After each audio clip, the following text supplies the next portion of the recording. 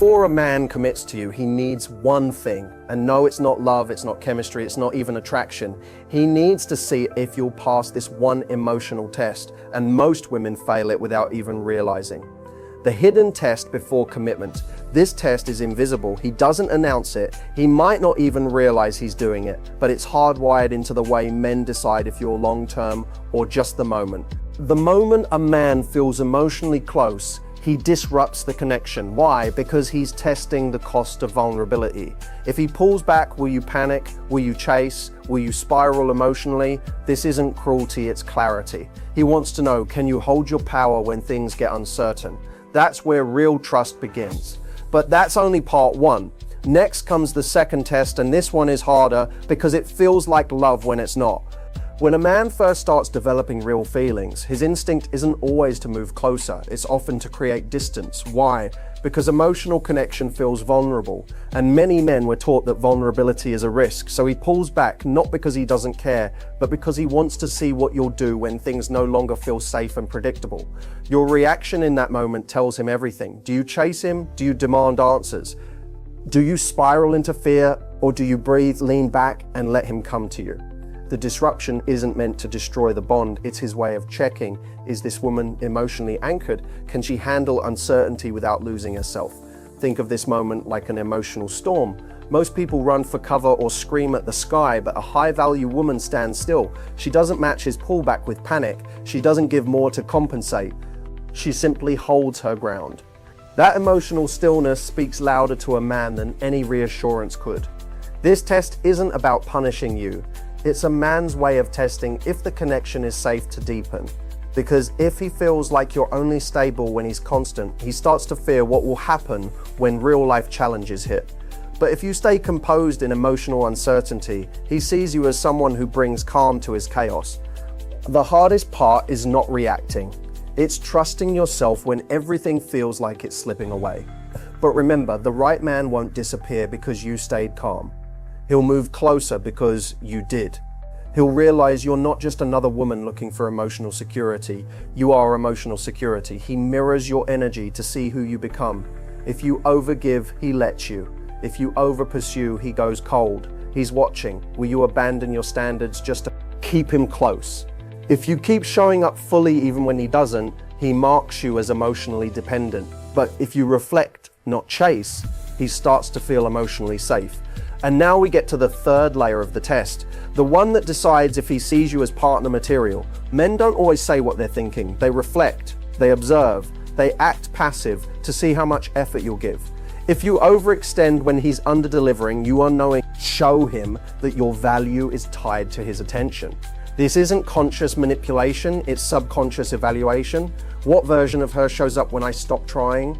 If he stops texting first and you immediately start sending double text, long paragraphs and trying to keep the vibe alive, he doesn't think, wow, she really likes me. He thinks she needs me to feel good about herself. And the more that happens, the more he disconnects, not because he's mean, but because it feels emotionally unsafe. High value energy reflects, it doesn't chase.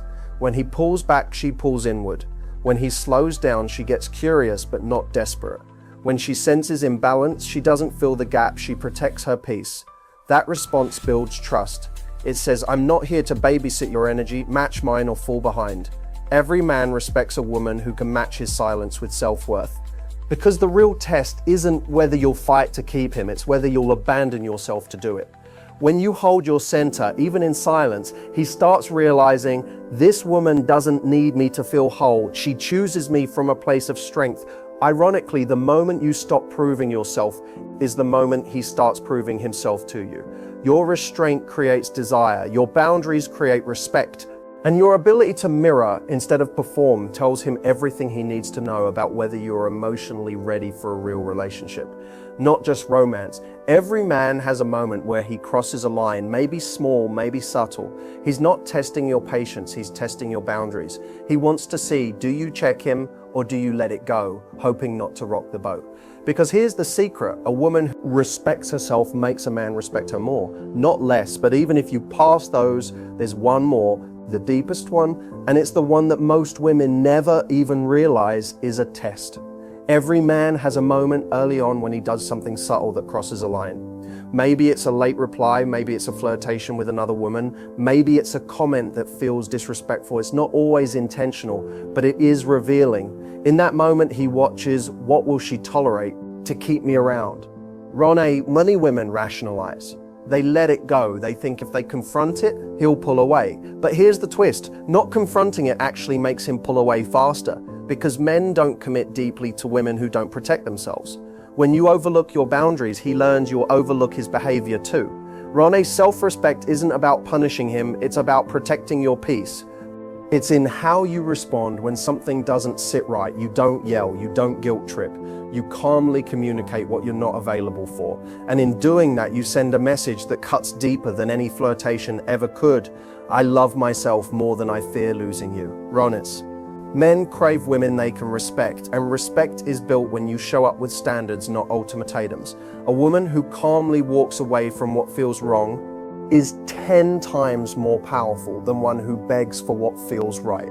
Because one is negotiating, the other is choosing. And choice is what makes a woman unforgettable.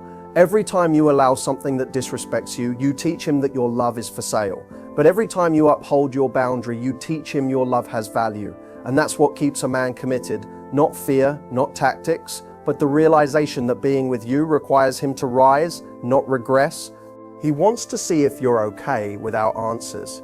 Can you stay calm without being constantly reassured? Can you handle the silence without filling it with fear?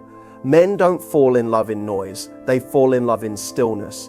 If your confidence collapses in quiet moments, he thinks she's not emotionally ready for the weight of love.